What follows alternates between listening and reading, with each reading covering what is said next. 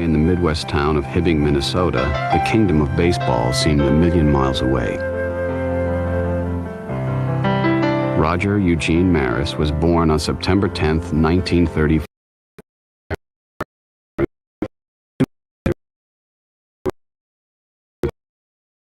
Northern Railroad, Dakota. Maris, like his father, who had been a semi-pro hockey player, Roger was an outstanding athlete, and Rudy Sr. was determined to see him succeed.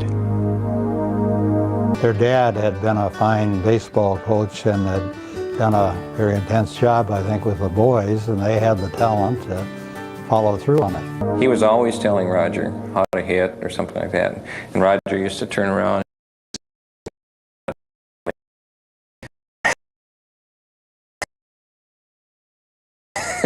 and it was his way of saying, "Hey, Dad."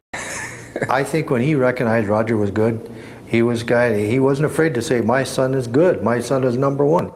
Roger showed exceptional talent at basketball, baseball, and football. He brought the first Class A state championship to Shanley High School. People used to say he was cocky, but he was very confident, is what I always thought. That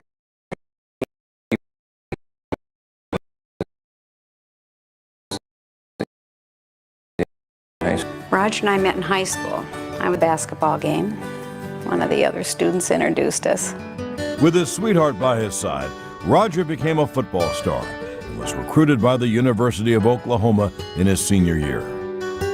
He did decide to go to Oklahoma to play football because he had a football scholarship there. But then when he got there, he also had a baseball contract waiting for him back, and he just decided college wasn't for him and went back.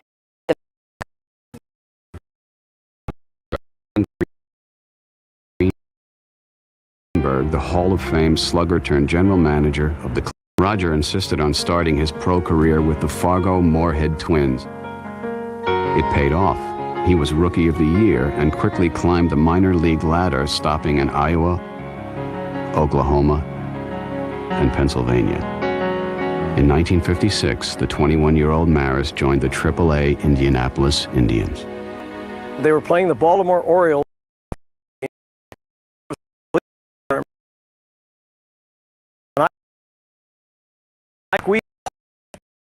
Was the general manager of the Baltimore Orioles. Rogers, playing center field, goes up against the wall, makes a one-handed stab, falls down, gets up, throws a perfect strike to second base.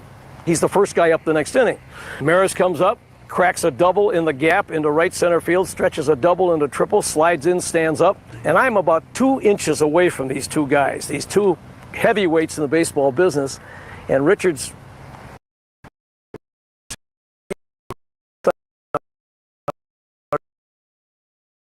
cash for that Maris kid. And Green, Senedy, you. He had played 4 years in the minor leagues before we got married, and then they had won the Little World Series in Indianapolis. And so we had $300, so we got married. And then he made Cleveland the next year. So I told him it's because he married me, he made the majors. Roger had a solid rookie season for the 57 Indians. The young outfielder played the game hard.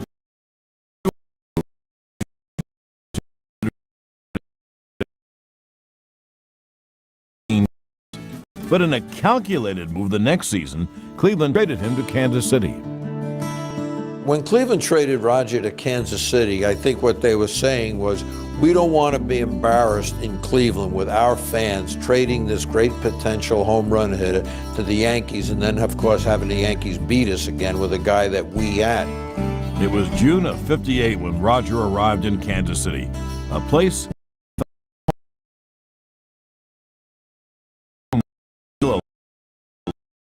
a lot of their prospects to the Yankees. He went to Kansas, place for him, and it was very little press attention.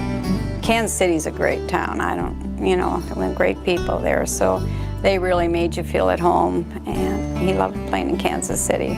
We kind of thought when we got traded to Kansas City that would be home for a while. Manager Casey Stengel